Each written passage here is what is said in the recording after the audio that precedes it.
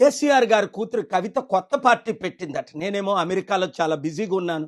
Iran యుద్ధం ఆపకపోతే 850 కోట్ల ప్రజలు నష్టపోతారు 200 దేశాల్లోని. రాత్రి పగలు ట్రంప్ గారితో, స్పీకర్ మైక్ జాన్సన్స్తో, లీడర్స్ అందరితో చర్చలు జరిపిస్తున్నాను.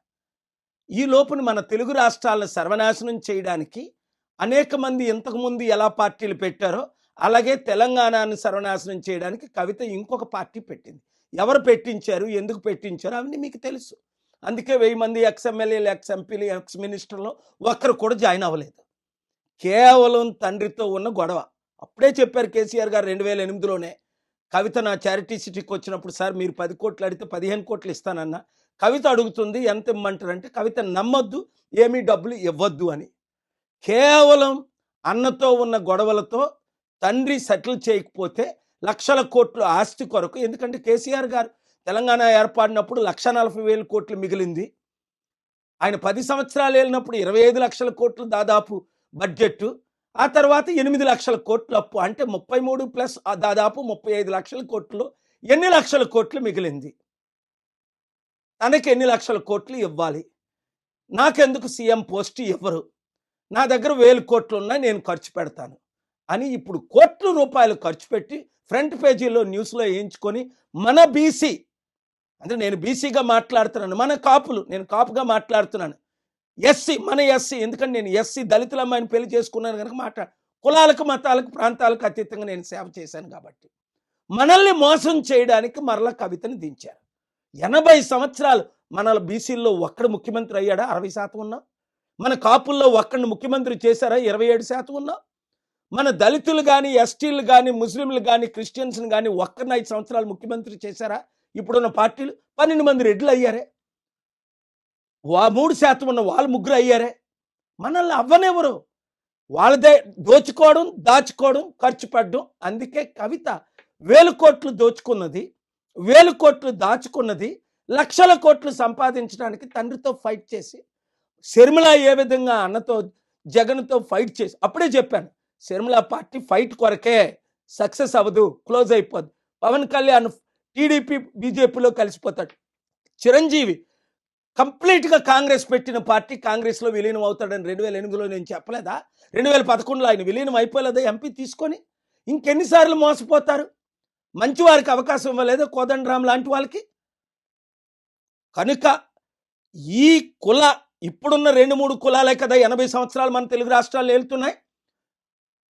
ఈరోజు తెలంగాణ అప్పు 10-12 లక్షల కోట్లు, ఆంధ్ర అప్పు 13 లక్షల కోట్లు. అప్పులు ఎలా తీర్చుతారని అడిగితే కవిత అంటది 1,00,000 కోట్లు మిగిలి ఉన్నాయట. అంటే ఆవిడ కనీసం ఏబిసిడీలు కూడా తెలియదు. 1,00,000 కోట్లు మిగలలేదు. సంవత్సరానికి ఇప్పుడు తెలంగాణ గవర్నమెంట్ అప్పు చేస్తుంది 1,00,000 కోట్లు దాటి, వడ్డీ దాదాపు 50,000 కోట్లు, ఆదాయం కేవలం 2 లక్షల కోట్లే. అర్థం చేసుకోండి. వీళ్ళ వలన, కవిత వలన ఎవ్వరికి ఒరిగేది ఏమీ లేదు. కేవలం తన ఫైట్ కొరకు BC, SC, ST, Christian, Muslims అందరూ ఏకము కండి గద్దరన్న చేరిన Prajashanti party. Chief secretary Danamayya గారు Mala, IAS chief secretary Rosaiah గారు మాదిగ. కులాలను పక్కకు పెట్టి రండి పాల్గారితో చేరుదామని మన ప్రజాశాంతి పార్టీలో చేరారు. రిటైర్డ్ డీజీపీ సాంగ్లియానా గారు ఇప్పుడు కూడా బ్రతికే ఉన్నారు. ఇలాంటి 100 మంది గద్దరన్న లాంటి వారు ఎందుకు చేరారు? నేను ఒక్కడనే అభివృద్ధి చేయగలను, అప్పులు తీర్చగలను, కంపెనీలు తీసుకొచ్చాను, కంపెనీలు తీసుకురాగలను, ఎకానమీని డబుల్ చేయగలను.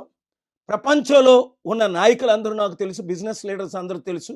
ఇప్పుడు వరకు 100 కంపెనీలు తీసుకొచ్చాను, అప్పుడు చెప్పుకోలేదు, ఇప్పుడు చెప్తున్నాను. ఎందుకు అంటే మన రాష్ట్రాలు బాగుపడాలి, మన దేశం బాగుపడాలి. చైనా జీడిపి 22 ట్రిలియన్కి వెళ్ళిపోయింది 37 సంవత్సరాల కిందట. మనం ఈక్వల్ జీడిపి మంది కూడా, చైనాది కూడా సేమ్ జీడిపి ఆల్మోస్ట్. ఈరోజు మనం అడుక్కుంటే డబ్బులు ఇచ్చిన వాళ్ళు లేరు. కనుక యూత్ 60 లక్షలు ఉద్యోగాలు ఇస్తానంటది, 6 లక్షలు. దానికి ఏముంది? దానికైనా విలువ ఉందా? కేసీఆర్ గారు 100 మాట్లాడలేదా? రేవంత్ రెడ్డి 100 వాగ్దానాలు చేయలేదా? మోదీ గారు డాలర్ని రూపాయిని ఈక్వల్ చేసేస్తానలేదా? 56 రూపాయలు ఉన్నప్పుడు ఇప్పుడు అదే డాలర్ 96 రూపాయలు అయింది. వీళ్ళని నమ్మి మీరు మోసపోతారా?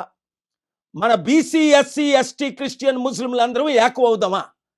మీరే నిర్ణయం తీసుకోండి. మోసపోతారా?